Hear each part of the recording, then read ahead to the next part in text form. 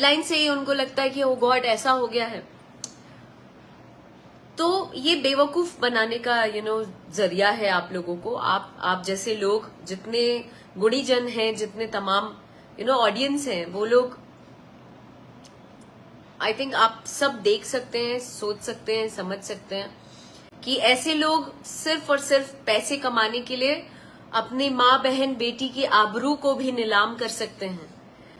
तो ऐसे लोगों से सावधान हो जाइए, और आप जैसे लोग, हमारे जैसे लोग मिलकर इन चीजों को रोक लगा सकते हैं, ताकि कल को